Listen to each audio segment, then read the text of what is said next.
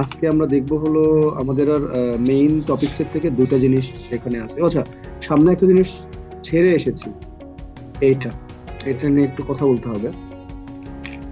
কিভাবে আমরা হলো আইসোটোপের ইয়া থেকে কি বলে যে ভর বের মানে আপেক্ষিক পারমাণবিক ভরটা বের করতে পারি।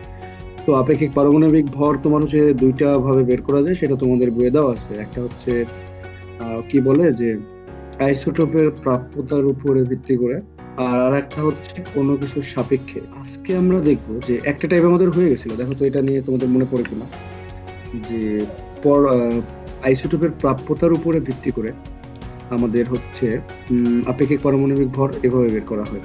অর্থাৎ কি বলে যে ভর সংখ্যা গুণন প্রাপ্যতার পার্সেন্টেজ, এদের যোগফল যতগুলো আসবে ডিভাইডেড বাই 100। তো আজকে আমরা দেখবো আরেকটা ভাবে আপেক্ষিক পারমাণবিক ভর হিসাব করা হয়। এন্ড সেটা হলো যে আপেক্ষিক পারমাণবিক ভর, আর তারপরে হচ্ছে আমরা আপেক্ষিক পারমাণবিক ভর থেকে আপেক্ষিক আণবিক ভরে চলে যাব। এরপরে হচ্ছে আমাদের কি বলে যে তোমার ইয়া থাকবে, পরমাণু মডেল থাকবে, সবশেষে থাকবে ইলেকট্রন বিন্যাস। ওর জন্য আলাদা একটা লেকচার লাগবে, শুধু ইলেকট্রন বিন্যাসের জন্য আলাদা একটা লেকচার লাগবে।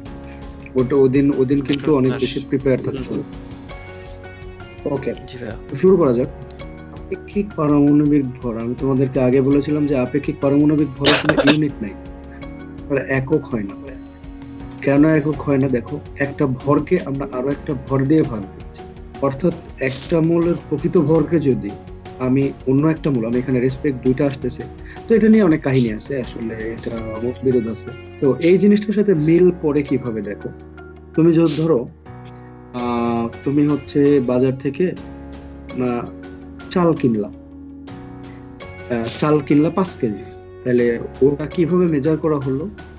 এক পাশে তোমার 5 কেজি দেওয়া হলো, আর আরেক পাশে আরেক দাঁড়িপাল্লার আরেকটা পাশে হলো 5 কেজির সমান ভর বিশিষ্ট চাল দেওয়া হলো। এতে কি হলো, যখন দুটো ব্যালেন্স হয়ে গেল, তখন বুঝলাম যে হ্যাঁ, এখানে আমার হচ্ছে 5 কেজি চাল আছে। তো এই যে দেখো যে ওই 5 কেজি চাল, চালের ইউনিটটা হচ্ছে তোমার 5। ওটা কার সাপেক্ষে? ওই যে ওখানে যে কেজি আছে তার সাপেক্ষে। তো একটা মৌলের পারমাণবিক ভরের যে বাটখারা হিসেবে আমরা হচ্ছে মানে বিজ্ঞানীরা প্রথমে হাইড্রোজেনকে ধরেছিলেন। তো হাইড্রোজেন দিয়ে ধরলে দেখা যায় যে ক্ষেত্র বিশেষ তোমার হচ্ছে ভর, মানে যে আপেক্ষিক পারমাণবিক ভর, এটা অ্যাকুরেট হয় না। এই জন্য আমরা হচ্ছে কার্বন 12 আইসোটোপের যে ভরটা, মানে কার্বন 12, মানে কার্বনের 12 ভর বিশিষ্ট যে আইসোটোপটা আছে, ওইটার যে প্রকৃত ভর, তার আবার 1/12 ভাগ, সরি মানে উল্টা বললাম, 12/1 ভাগকে পারমাণবিক ভরের প্রমাণ হিসেবে, অর্থাৎ বাটখারা হিসেবে গ্রহণ করেছেন। মানে বর্তমানে লেটেস্ট যেটা, ওইটা হচ্ছে, মানে আগে বিজ্ঞানীরা করতো হাইড্রোজেন নিয়ে বা অক্সিজেন নিয়েও করেছে হয়তো বা, আমি এরকম এক্স্যাক্টলি বলতে পারতেছি না। বাট লেটেস্ট যেটা, আপডেটেড যেটা, সেটা হচ্ছে কার্বন 12 আইসোটোপের ভরের হচ্ছে 1/12, অর্থাৎ কার্বন 12 আইসোটোপের যে ভরটা আছে, তার ভরের 12/1 ভাগকে প্রমাণ হিসেবে আমরা ধরতেছি। এবং আমরা আপেক্ষিক পারমাণবিক ভরটা বের করতেছি কিভাবে? একটা পরমাণুর মানে কি বলে যে প্রকৃত ভরকে কার্বন 12 আইসোটোপের ভরের 1/12 অংশ যেটা, ওটা দিয়ে ভাগ দিয়ে দিচ্ছি। তো এখানে তোমার হচ্ছে এই ভরটা দেওয়া থাকবে, বা এই ভরটা তোমাদের একটু মনে রাখতে হবে। সেই ভরটা হচ্ছে এতটুকু, 1.66 × 10⁻²৪ গ্রাম। এটা হলো কার্বন 12 আইসোটোপের ভরের 1/12 অংশ, অর্থাৎ 12/1 ভাগের ভর। এখন কথা হচ্ছে শিক্ষার্থীর কাজ, এটা একটু দেখো। হ্যাঁ, বলো। এই সেই সংখ্যা থেকে ব্যাখ্যা করো আপেক্ষিক পারমাণবিক ভরের কেন একক থাকে না, কেন একে হুম, আপেক্ষিক ভর বলা হয়। বুঝতে পারলা কি কেন একক থাকে না? কেন একক থাকে না বলো তো? আমি বলেছিলাম, ফার্স্টেই কথাটা বলেছিলাম। কারণ ভাইয়া ভরকে দিয়ে ভরকে ভাগ করা হচ্ছে, আর একই রাশি এক্স্যাক্টলি। ভাগ করলে একক থাকে। অর্থাৎ সহজ কথায়, সমজাতীয় রাশির অনুপাতের কোনো একক থাকে না। ঠিক আছে? ওকে। হ্যাঁ। তো এখন কথা হলো যে তাহলে আমাদের অ্যাকচুয়াল কাজটা কি? অর্থাৎ তুমি এতক্ষণ আমি তোমাকে জিনিসটা বুঝাইলাম, তো এখন তোমাদের ম্যাথ করতে হবে কিভাবে। মনে করো তোমাকে একটা পরমাণুর প্রকৃত ভর দিয়ে দিবে, বলবে যে ওর আপেক্ষিক পারমাণবিক ভরটা বের করো। তো তুমি কি করবা? ওই মোলের একটি পরমাণুর প্রকৃত ভরকে কার্বন-12 আইসোটোপের ভরের 1/12 অংশ দিয়ে ভাগ দিয়ে দিবা। তো এই ভরটা তোমাকে মনে রাখতে হবে, অর্থাৎ এই যে এই জিনিসটা তোমাকে মনে রাখতে হবে। এই জন্য যদি দেওয়া থাকে তাহলে তুমি লাকি, আর যদি না দেওয়া থাকে তোমার যেন কপাল খারাপ না হয়। এই জন্য এই ভরটা মনে রাখবা। তোমার যে একটা খাতা বানাতে বলেছিলাম শুরুর দিকে, যে যেখানে সব ধ্রুবকগুলো লেখা থাকবে। তো কার্বন-12 আইসোটোপের ভরের 1/12 অংশ হচ্ছে 1.66 ইন্টু 10⁻24 গ্রাম। এত। আচ্ছা, তো এখানে দুটা কাজ আছে, এই দুটা কাজ তোমরা একটু খাতায় করে নাও। এই দুটা কাজ তোমাদের নেক্সট দিনের হোমওয়ার্ক। এই দুটা কাজ আমাকে দেখাবা বা ট্রাই করবে অ্যাটলিস্ট। না পারলে প্রবলেম নেই, বাট আমি যেন মনে বুঝতে পারি যে তোমরা হচ্ছে ট্রাই করেছো।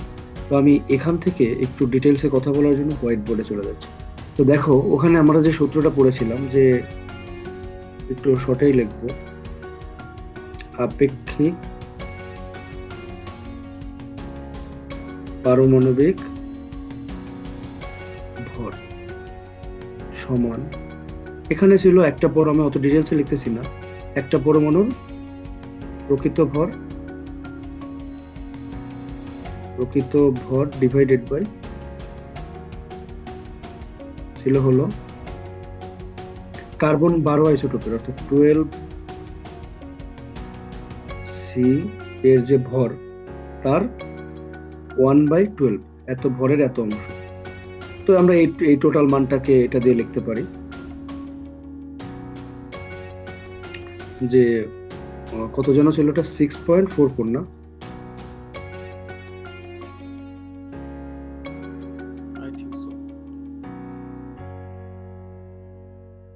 হ্যাঁ, সরি, ভুল বললাম, 1.66।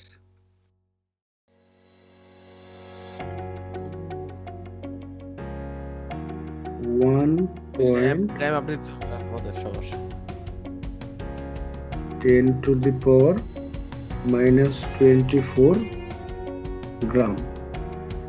এখানেও ভরের একক গ্রামই থাকতো, তো কেন একক থাকে না? কারণ এই গ্রাম আর এই গ্রাম আলটিমেটলি কেটে যায়।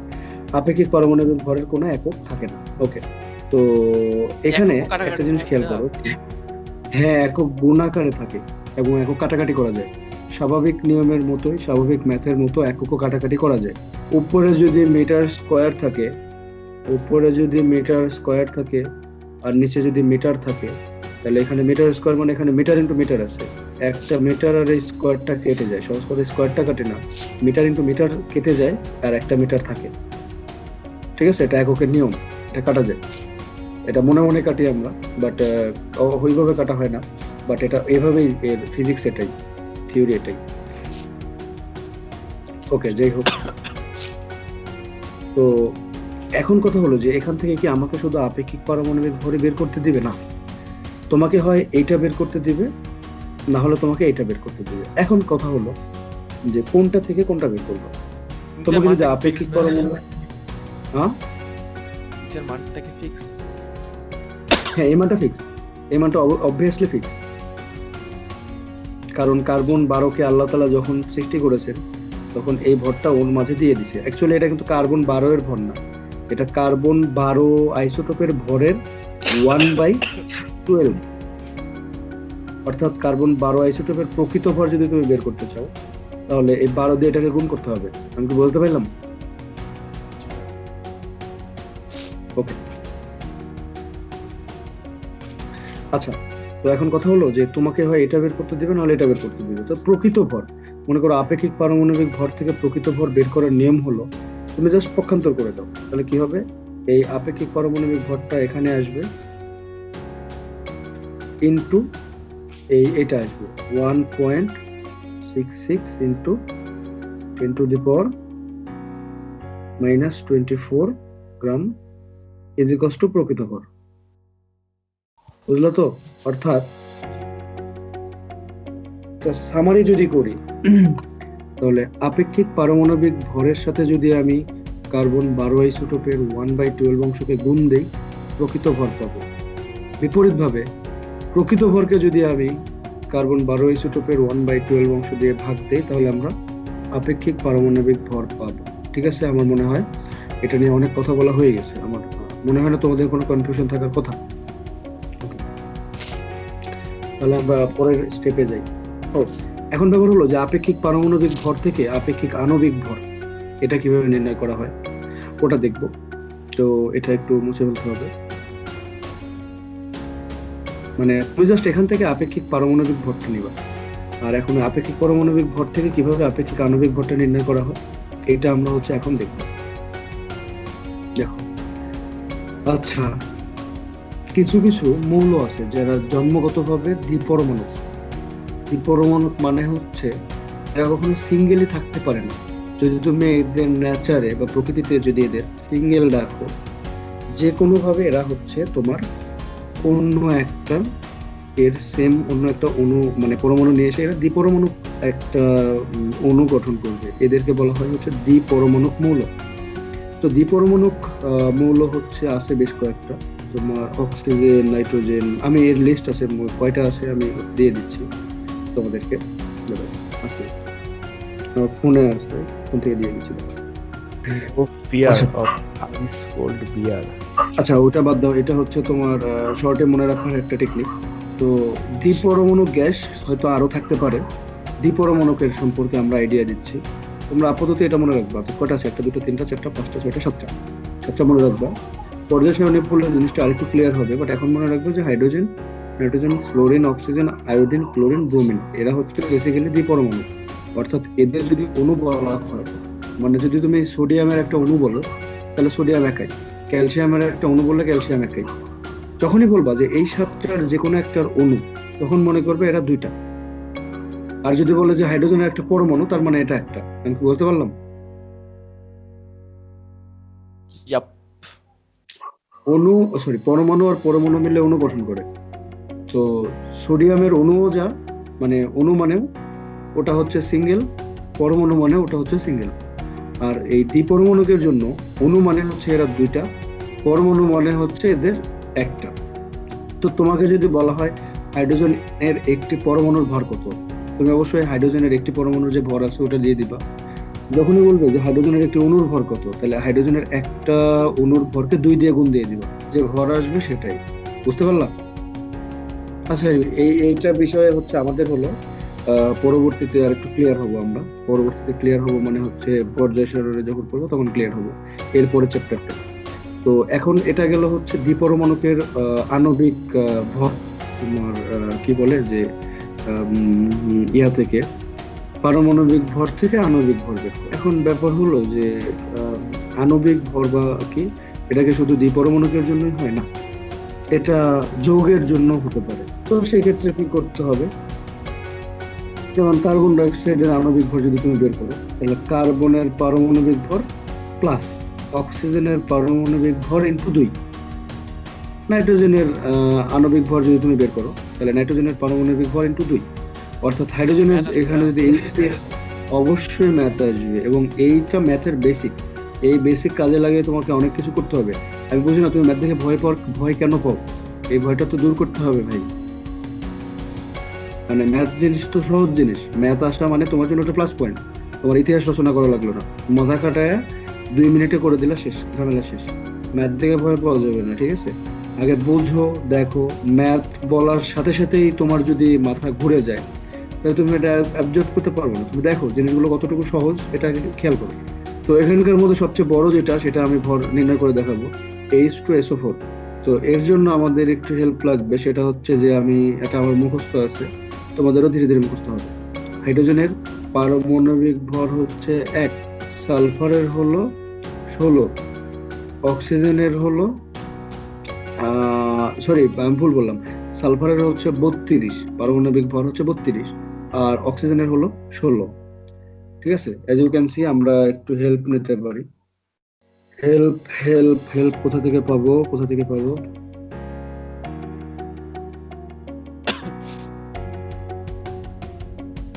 উম, উম,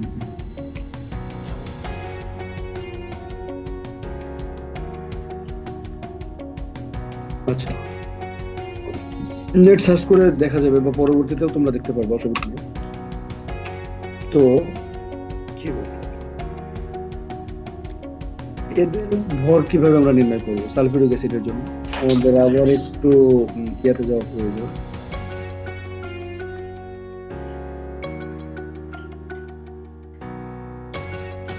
তো দেখো সালফিউরিক অ্যাসিড H2SO4, এখানে ফার্স্টে তোমাকে জাস্ট করতে হবে এখানে টোটাল কয়টা মৌল আছে। দেখো এখানে টোটাল মৌল আছে 3টা,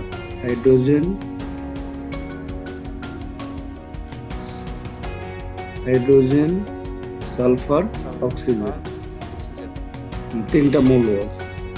তো এই জায়গাটাতে কি হবে, এখানে হাইড্রোজেন আছে যে কয়টা, হাইড্রোজেনের ভরকে সেটা দিয়ে গুণ দিয়ে দিতে হবে, প্লাস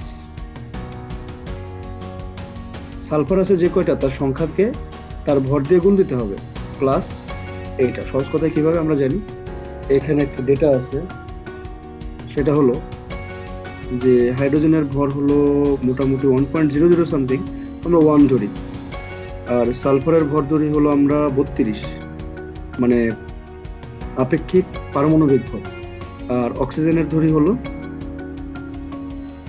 16, অক্সিজেনের পারমাণবিক ভর ধরি হলো 16, তাহলে হ্যাঁ অক্সিজেনের ধরো তুমি 16। এবার একটু পয়েন্টে আসো কিভাবে হবে। তো হাইড্রোজেনের ভর যদি 1 হয়, তাহলে আমাদের ক্ষেত্রে যে কাজটা করতে হবে সেটা হলো যে 1 into 2, 1টা হচ্ছে এর ভর আর এটা আছে হলো 2টা, প্লাস সালফারে কত আছে, সালফারের ভর হলো 32 into 1, প্লাস অক্সিজেনের আছে হলো 16 into 4। ওভারঅল যোগ করে তুমি দেখো 4 16 64, তাহলে 64 যোগ 32, অর্থাৎ এখানে আসবে 2 যোগ 32 যোগ 64, ঠিক আছে?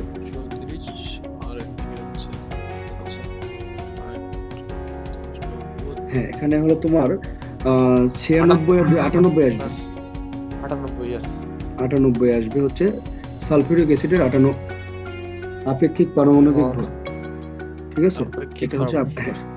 তো আমরা কিন্তু 98 গ্রাম বলতেছি না ভাই, আমরা বলতেছি হলো 98, এটা গ্রাম বলবো বাট ওটা পরে আসতেছে। ওটা যখন আমরা এটাকে মোলে কনভার্ট করে নিব, অর্থাৎ আমরা যদি এটাকে মোল বলি যে 1 মোল কি বলে সালফিউরিক অ্যাসিডের তোমার হচ্ছে আণবিক, হ্যাঁ মোলের হিসাব পরে আসবে। আপাতত আমরা একে গ্রাম হিসেবে লিখতেছি না, মোলের হিসাব দিতে গেলে রাত চলে যাবে। মোল নিয়ে পরবর্তীতে পড়াশোনা আছে, এত ব্যস্ত হওয়ার কিছু নেই।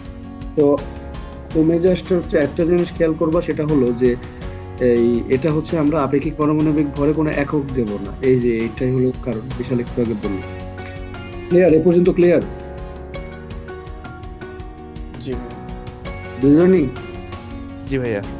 হ্যাঁ, মোল নিয়ে কথাবার্তা আছে। তো আমরা দুইটা যে প্রসেস আছে, এখানে দুইটা প্রসেসের মধ্যেই কি শিখলাম, আপেক্ষিক পারমাণবিক ভর নির্ণয় করা শিখলাম। ওকে, তো এবার আসো হলো আরেকটা জায়গায়, সেটা হলো যে এখন যে জিনিসটা আসবে, আমি বিশাল হয়তো জানে, পারতপক্ষে আমি কাউকেই কোনো কিছু মুখস্থ করার কথা বলি না, ঠিক আছে? কিন্তু পরমাণুর মডেল যেগুলো আছে, এই পরমাণুর মডেল, বোর পরমাণুর মডেলগুলো তোমাদেরকে আচ্ছা নট অনলি মডেল, এখানে রাদারফোর্ডের মডেল, এখানে আছে হচ্ছে বোর পরমাণু মডেল, এর কিছু সীমাবদ্ধতা আর এরও কিছু সীমাবদ্ধতা সহ তোমাদেরকে একেবারে মুখস্থ করতে হবে, মুখস্থ বলতে হবে, মুখস্থ রাখতে হবে, ঠিক আছে? তো তোমরা একটা কাজ করো, কাজটা হলো তোমরা এটা দেখবা, এখানে রিডিং পড়বা নাকি নিজে নিজে পড়বা। আমি আগেই বলতেছি, এখানে মুখস্থ থেকে মানে বোঝার থেকে মুখস্থ ইয়াটা বেশি, ঠিক আছে? তো হ্যাঁ, আমি এখানে ইনিশিয়াল কিছু কথা বলতে পারি, কোশ্চেন কিভাবে আসবে এক এক বছর। তবে হ্যাঁ, রাদারফোর্ডের পরমাণু মডেল অথবা বোর পরমাণু মডেল, দুইটা পরমাণু মডেল থেকে প্রতি বছর একটা না একটা কোশ্চেন দিবেই, তুমি পারবো, সমস্যা নেই, খুব বেশি কঠিন না। তো একটা জিনিস সেটা হলো যে চিনতে হবে, তোমাকে জাস্ট এইটা দিয়ে বলবে যে উদ্দীপকে যে পরমাণু মডেল আলোচনা করা হয়েছে তার সীমাবদ্ধতা গুলো লেখো। এখন তুমি যদি ধরতেই না পারো, সেক্ষেত্রে তুমি কিভাবে বুঝবা যে কি যে আমার এটা রাদারফোর্ড পরমাণু মডেল নাকি বোর পরমাণু মডেল? তো আমি যেটা ব্যক্তিগতভাবে খেয়াল করে দেখেছি সেটা হলো নর্মালি তিনটা সিম্বল, এইটা, এইটা আর এইটা, এই তিনটা সিম্বল থাকলেই সেটা তোমাকে বুঝতে হবে হচ্ছে এটা রাদারফোর্ড বলেছে, এই তিনটা। আর এখানে আমি যেটা দেখিয়েছি অ্যানিমেটিক, এটা মানে এটা, এর সাথে এর যোগসূত্র আছে, এটা মানে এটা জাস্ট মুভ করতেছে আর এটা স্টেবল। তো যাই হোক, সেটা হলো যে এই তিনটা চিত্র দেখলেই তুমি মনে করবে এটা রাদারফোর্ড। বাকি যে চিত্রটা আছে এটা এটা এটা দেখলেই বুঝবা যে এটা হলো বোর পরমাণু মডেল। কেন? এটা শক্তি বিকিরণ করে উচ্চ শক্তি স্তর থেকে নিম্ন শক্তি স্তরে আসতেছে, শক্তি শোষণ করে। দেখো একটা একটা অ্যানিমেশন আসবে এখানে, এই যে শক্তি চলে গেল ওটা নিচে নামলো, আবার শক্তি ঢুকলো উচ্চ শক্তি স্তরে। হ্যাঁ, যেটা বোর পরমাণু মডেলের মধ্যে উল্লেখ করা আছে। বোর পরমাণু মডেল চেনার উপায় হলো যে তোমার হচ্ছে এই এরকম থাকবে: বিকিরিত শক্তি, শোষিত শক্তি, উচ্চ শক্তি স্তর, নিম্ন শক্তি স্তর, কে এল এম এন এরকম আইডিয়া দেওয়া থাকবে। এইটা দেওয়ার অর্থই হলো তোমায় হচ্ছে বুঝে নিতে হবে যে ওখানে হলো কি আছে, কি বলে যেটা বোর পরমাণু মডেল। অর্থাৎ তিনটা চিত্র বোঝাই হলো রাদারফোর্ড, যার মধ্যে দুইটা বোঝাই হলো পরমাণু মডেল, আর এই থার্ড নাম্বারটা বোঝাই হলো এই রাদারফোর্ডের সীমাবদ্ধতা। আর এটা হচ্ছে বোর পরমাণু মডেল একটাই বোঝায়, ঠিক আছে? তো এখানে একটা অ্যাড করি, সেটা হচ্ছে রাদারফোর্ডের, আমি বইয়ে পড়েছিলাম। তো রাদারফোর্ডের পরমাণু মানে রাদারফোর্ডের যে বিজ্ঞানী ছিলেন, ওনার ল্যাব অ্যাসিস্ট্যান্ট ছিলেন মোস্ট প্রবাবলি নিলস বোর। তো ওনার এই 1911 খ্রিস্টাব্দে যে হিলিয়াম নিউক্লিয়াস নিয়ে পরীক্ষার পরে উনি দেখো জাস্ট 2 বছর পরে নিজে একটা মডেল ক্রিয়েট করে। তো এর মডেলের থেকে এর মডেলটা মোটামুটি ভাবে বেশি অ্যাপ্রোপ্রিয়েট। রাদারফোর্ড তো এই নিয়ে একটা পরমাণুতে কোথায় ইলেকট্রন আছে না আছে সেই বিষয়ে নিয়ে দুজন বলেছেন। তোমার একটা স্কুলে লাগতেছে, কলেজে লাগবে, ইউনিভার্সিটিতে গেলেও লাগবে, টেনশনের কোনো কারণ নেই। টেকনিক্যাল ইউনিভার্সিটিতে পড়াশোনা করে এটা লাগবে। তো আমি এটা তোমাদের হলো আমি আর এখন রিডিং পড়াতে চাচ্ছি না। তো তোমরা নিজেরা পড়লে এটা সবচেয়ে ভালো হবে, ঠিক আছে? তো আর যদি তোমরা পড়তে চাও তাহলে পড়তে পারো। তো এখানে আমি বলি, রাদারফোর্ড যে পরমাণু মডেল দিলেন, ইনি বেসিক্যালি হচ্ছে এটাকে সৌর মডেল বলার কারণ হচ্ছে সৌরজগতের সাথে মিল রেখে উনি একটা মডেল দেন।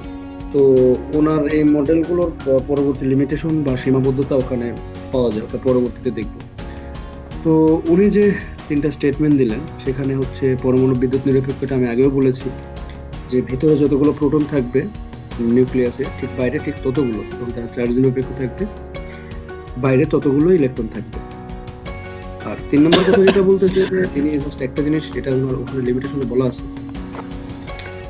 যে সৌরজগতের চারদিকে সূর্য ঘূর্ণায়মান যে গ্রহসমূহ আছে তাদের মতো নিউক্লিয়াসের চারদিকে অবিরাম ঘুরতেছে। এখানে কেন ঘুরতেছে বা কেন ছুটে চলে যাচ্ছে, দেখো আমি এই অ্যানিমেশনটা একটু খেয়াল করো যে এই যে জিনিসগুলো ঘুরতেছে, মুভ করতেছে, বৃত্তাকার পথে ঘুরতেছে, যেমন হওয়ার কথা না, এটা ছুটে চলে যাওয়ার কথা না। বা তুমি যদি হাত দিয়ে কোনো কিছুকে ঘোরাও, একটা লাঠিতে পাথর বেঁধে তুমি যদি ঘোরাও, তাহলে ওটা কিন্তু একটা প্রবণতা থেকে বাইরের দিকে চলে যেতে, ওটা যাইতে পারে না, কারণ তোমার হাতে দড়ির সাথে ওটা বাঁধা থাকে। তো এখানে তো কোনো দড়ি দিয়ে বাঁধা নেই, কেন এরা মুভ করতেছে, কেন এরা ছিঁড়ে চলে যাচ্ছে না? যেই বলের কারণে এরা ছিঁড়ে চলে যেতে চায় ওইটাকে বলা হয় হচ্ছে কেন্দ্র বহির্মুখী বল। আর এখানে দেখো যে এদের একটা স্থির বৈদ্যুতিক আকর্ষণ বল, অর্থাৎ এই ইলেকট্রন আর প্রোটনের মধ্যে যে আকর্ষণ বল ওইটা কাজ করতেছে। তার মানে ওই বল, এই আকর্ষণ বল আর এই যে কেন্দ্র বহির্মুখী বল, এরা পরস্পর সমান জন্য যার যার জায়গায় শেষে মুভ করতেছে। আর এটার হিস্টোরিতে পরে আসতেছে, এখন ওখানকার সীমাবদ্ধতা গুলো এখানে বলা আছে। তো এটা বলো। আচ্ছা, সীমাবদ্ধতা মানে হলো ওখান থেকে, মানে রাদারফোর্ড উনি কি কি ভুল বা কি কি জিনিস ওনার ওখানে অসম্পূর্ণ ছিল, ওইটা আমরা সীমাবদ্ধতায় পড়বো। পড়ো। আইস আইস আইস আচ্ছা, 1 নম্বরটা পড়া শেষ করতে হবে। সীমাবদ্ধতা সমূহ হলো সৌরমণ্ডলের গ্রহসমূহ সামগ্রিকভাবে আধানবিহীন অথচ ইলেকট্রন সমূহ ঋণাত্মক আধানযুক্ত। ওকে, এখানে বলেছেন যে সৌরজগতের সূর্যের চারিদিকে গ্রহসমূহ মানে ঘূর্ণায়মান গ্রহসমূহের মতো। তো এখানে দেখো যে উনি ফার্স্টেই যে জিনিসটা ইয়া করেছেন সেটা হচ্ছে যে সৌরজগতে যেই গ্রহগুলো ঘুরতেছে সূর্য, পৃথিবী, যাই বলে, চার্জ নিরপেক্ষ, অথচ ইলেকট্রন, প্রোটন এরা কিন্তু চার্জ আছে। তো এটা একটা মিস্টেক। আচ্ছা, তারপরে 2 নম্বর কথাটা পড়ার আগে আমি বলে দিই, যেটাকে তোমরা ম্যাক্সওয়েলের তত্ত্ব তো অনেক বড় তত্ত্ব, তো আসলে ওভাবে চিন্তা করবা না। এই বৃত্তটার দিকে একটু তাকাও। ধরো এখানে একটা চুম্বক আছে, ফ্রি মুভ করতে পারে এরকম। তো 2 নম্বর যে লিমিটেশনটা আছে ওটা পড়ার আগে তুমি চিন্তা করো যে একটা চুম্বক আছে, বাইরে একটা চুম্বক ফ্রিলি মুভ করতেছে, সেন্টারে আর একটা চুম্বক আছে। তাহলে কি হবে যে এটা যদি ফ্রিলি মুভ করে ঘুরতে ঘুরতে, তাহলে দেখো তো প্রত্যেকটা রোটেশনে এটা ধীরে ধীরে নিউক্লিয়াসে গিয়ে পতিত হবে না? এই জিনিসটাই হচ্ছে এরা ইলেকট্রিক চার্জ দিয়ে ব্যাখ্যা করছে মূলত। এবার সীমাবদ্ধতা 2 থেকে পড়ো।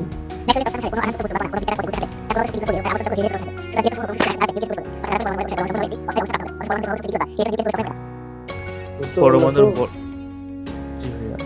ওখানে একটা মিসকনসেপ্ট ছিল, তারপর পরমাণুর বর্ণালী গঠনের কোনো সুষ্ঠু ব্যাখ্যা এ মডেল দিতে পারে না। বর্ণালী মানে বর্ণালী মানে আলোক বর্ণালী। এটা হচ্ছে বর্ণালী গঠন না, তোমরা 3, 4, 5 এই জিনিসটা মুখস্থ রাখবা। এই জিনিসটা যদি আসলে তোমরা ইন্টারমিডিয়েটে গেলে বর্ণালী পরীক্ষা করবা, বর্ণালী গঠন মানে হচ্ছে এটা বড় জিনিস ভাই। এটা এই 3, 4, 5টা একটু মুখস্থ করলে ভালো হয়। বিস্তারিত দিই, অনেক বিস্তারিত দিই। বর্ণালী মানে কি রং? বর্ণালী মানে রং, হ্যাঁ ঠিক আছে। কিন্তু এখন পরমাণুর আবার রং কোথায়? ওইভাবে না। পরমাণুর বর্ণালী গঠন হচ্ছে, ব্যাপারটা হচ্ছে কিরকম যে তুমি যদি বিভিন্ন আয়ন টেস্ট করো, ওখানে দেখবা যে তুমি সোডিয়াম আয়ন, পটাশিয়াম আয়নকে যদি তুমি আগুনে ধরো, এক একটা এক এক রকম বর্ণালী সৃষ্টি করতে, ঠিক আছে। তো আয়ন পরীক্ষার সাথে এটা রিলেটেড। মানে এটা তোমার 3, 4, 5 আমাদের তো, আমি তো এইভাবে বলতেছি, আমাদের টিচাররা বলতো যে বোর্ড পরমাণু মডেল সাধারণ কি বলে যে রাদারফোর্ড একেবারে ঠাটা মুখস্থ শেষ। তারপর বলো।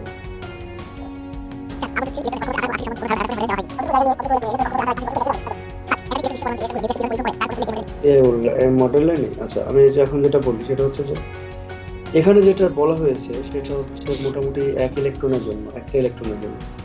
বাট সবগুলো পরমাণু তার একটা ইলেকট্রন নেই, একাধিক ইলেকট্রন বিশিষ্ট যেই পরমাণুগুলো আছে তারা মানে নিউক্লিয়াসকে কিভাবে পরিভ্রমণ করবে তার উল্লেখ এখানে।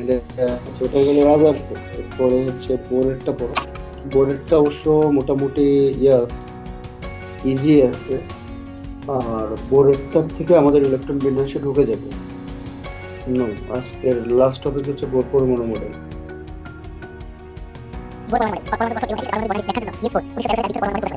জিনিসগুলি দ্বারা হলো একটু জিনিস, এখানে কিন্তু পরমাণুর বর্ণালী গঠনের কোনো সুষ্ঠু ব্যাখ্যা এই মডেল দিতে পারে। তখন উনি কি করছে, উনি পারমাণবিক বর্ণালী ব্যাখ্যার জন্য ব্যাখ্যা করে উনি আরেকটা মডেল বের করেছে, সাথে ওখানকার যে লিমিটেশন বা যে ব্যাখ্যাগুলো দিতে পারে না তার মোটামুটি একটা আপডেট ফরম্যাট এনে দাঁড় করিয়েছে। বাট এর পরমাণু মডেলেরও একটা লিমিটেশন আছে, বেশ কয়েকটা লিমিটেশন আছে। তারপর নিউক্লিয়াসকে কেন্দ্র করে বৃত্তাকার পথে ইলেকট্রন সমূহ ঘুরতে থাকে। 2. নিউক্লিয়াসের চারিদিকে বৃত্তাকার কতগুলো স্থির কক্ষপথ আছে যাতে অবস্থান নিয়ে ইলেকট্রন সমূহ ঘুরতে থাকে। এগুলোকে শক্তি স্তর বা অরবিট বলা হয়। শক্তি স্তর সমূহকে কল্পিত সংখ্যা n এর মান অনুসারে k, l, m, n দ্বারা প্রকাশ করা হয়। ওকে, সহজ কথায় এই যে এই একটা পথ দিয়ে ইলেকট্রন ভ্রমণ করতেছে, একটা পথ দিয়ে ভ্রমণ করতেছে, তো এই কক্ষপথগুলোকে প্রধান কক্ষপথ বলা হয়। যদি এর আবার মানে এটা অরবিটাল, এর আবার কি বলে যে অরবিটাল বলতেছে। অরবিট মানে হচ্ছে প্রধান শক্তি স্তর বা প্রধান কক্ষপথ। তো এর আবার অরবিটাল আছে, মানে এর আবার হচ্ছে উপশক্তি স্তর আছে, সেটা আমরা পরে দেখবো। তো এদেরকে নিউক্লিয়াস থেকে যেটা ইমিডিয়েট কাছে সেটাকে n ইকুয়াল টু 1 অর্থাৎ কে, তারপর একটাকে n ইকুয়াল টু 2 মানে সেকেন্ড, তারপর একটাকে থার্ড, তারপর একটাকে ফোর্থ, এভাবে দিয়ে কে এল এম এন দিয়ে প্রকাশ করা হয়। ঠিক আছে, আর একটা জিনিস বলে দিই যে এই কক্ষপথে ইলেকট্রন মুভ করার জন্য একটা এনার্জির দরকার, এই কক্ষপথে ইলেকট্রন মুভ করার জন্য একটা আলাদা ধরনের এনার্জির দরকার। তো এই এনার্জির পরিমাণটা বেশি হবে, এই কক্ষপথে এনার্জির পরিমাণটা কম হবে। এই জন্য এই কক্ষপথে পরিভ্রমণ করতে যখন করবে তখন এর নিজের কোনো এনার্জি গ্রহণ বা ত্যাগ করবে না, কিন্তু এখানে দেখো পরিভ্রমণ করতে তার এনার্জি বেশি লাগবে। এই জন্য সে যখন এখান থেকে এখানে চলে আসবে, মানে তার কি বলে যে বড় কক্ষপথ থেকে যখন ছোট কক্ষপথে চলে আসবে, এক্সট্রা এনার্জিটুকু সে এমিট করে দিবে। আর উল্টোটাও সত্য, এখান থেকে হ্যাঁ ব্যাপার হচ্ছে যে এনার্জি কখন কি বলে যে ইলেকট্রন কখন এক কক্ষপথ থেকে আরেক কক্ষপথে যায়, হ্যাঁ এটা নিয়ে বিস্তারিত আলোচনা করা হবে, চলো তোমরা গুগল বা ইউটিউব করতে পারো। তো এখান থেকে যখন এখানে আসবে ইলেকট্রন, সেম পরিমাণ শক্তি অর্জন করে একটা শক্তি শোষণ করে দেখে এখানে যাবে। ওই কথাটা পরের ইয়াতে বলা আছে, পড়ো তারপরে পড়ো। প্রথম শক্তি স্তরকে n সমান 1 কে শক্তি স্তর এবং দ্বিতীয় শক্তি স্তরকে n সমান 2 এল শক্তি স্তর বলে। এভাবে n এর মান 3, 4, 5 ইত্যাদি পূর্ণ সংখ্যা মানে বৃদ্ধি পেতে থাকে এবং শক্তি স্তর সমূহকে যথাক্রমে m, n, o দ্বারা প্রকাশ করা হয়। নির্দিষ্ট শক্তি স্তর অবস্থান কালে ইলেকট্রন সমূহ শক্তি শোষণ অথবা বিকিরণ করে না। যখন কোনো ইলেকট্রন একটি নিম্নতর কক্ষপথ বা শক্তি স্তর যেমন n সমান 1 থেকে উচ্চতর কক্ষপথ n সমান 2 তে স্থানান্তরিত হয় তখন নির্দিষ্ট পরিমাণ শক্তি শোষণ করে। আবার যখন কোনো উচ্চতর শক্তি স্তর যেমন n সমান 2 থেকে নিম্নতর কক্ষপথ n সমান 1 এ স্থানান্তরিত হয় তখন শক্তি বিকিরণ করে।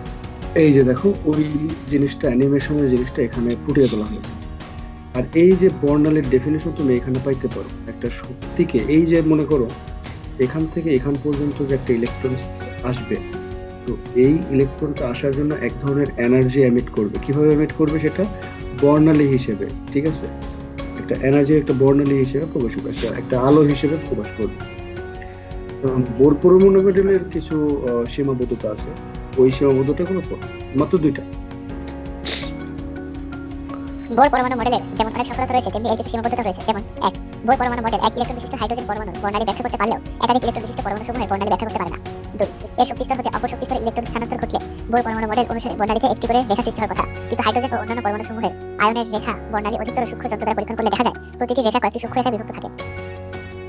আচ্ছা, এই যে কত মানে ব্যাপার হচ্ছে যে একটা শক্তি স্তর হতে অপর শক্তি স্তরে যখন ইলেকট্রন স্থানান্তর ঘটে, তো তখন বোর পরমাণু মডেল বলবে যে একটা ওখানে এক বর্ণালীর একটা রেখা সৃষ্টি হওয়ার কথা, কিন্তু ওখানে দেখা যায় যে মানে একটা পরমাণুর জন্য সহজ কথায় বা একটা আয়নের জন্য একটা রেখা হওয়ার কথা, কিন্তু দেখা যায় যে আরো অনেক সূক্ষ্ম যন্ত্রপাতি দিয়ে পরীক্ষা করে দেখা যায় যে ওই রেখাগুলো আবার অনেকগুলো সূক্ষ্ম রেখায় বিভক্ত। এই লাস্টের কথাটা টুইস্ট, এই টুইস্টটা প্রকাশ করবো আমরা ইলেকট্রন বিন্যাসের সময়।